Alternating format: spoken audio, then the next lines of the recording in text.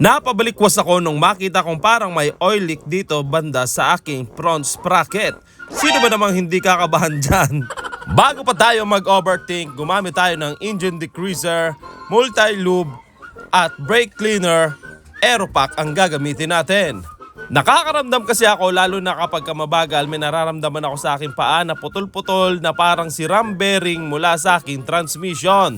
3 pirasong Allen number 5 dito sa ating sprocket cover at syempre dito rin sa ating shifter number 5 din.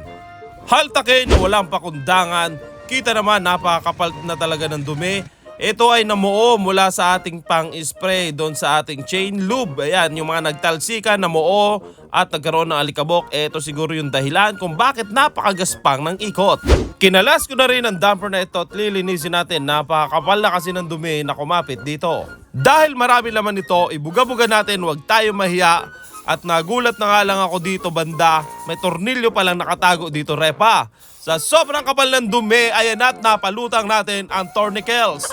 Dito sa ibabaw, buga-bugahan, huwag tayo manghinayang dahil marami itong laman. Kapag di mo nalinis ang portion na ito at nag-accumulate siya ng sobrang daming dumi, makakaramdam ka ng magaspang na ikot ng kadena.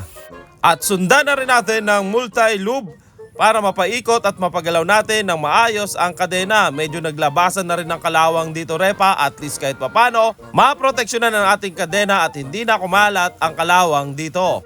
Medyo inabot na tayo ng dilim, brake cleaner naman tayo, hindi na ako nagkalas ng caliper, basta binugahan ko na lang ang front and rear na caliper. Wala pala talagang leak ang aking motorsiklo, talagang marumi lang ang front sprocket nito. Smooth na ang galawan. Satisfied ako sa takbo niya, talagang pag binigay ko yung ano niya, binibigay niya talaga yung tunay na ligaya na naramdaman ko sa pagmumotor.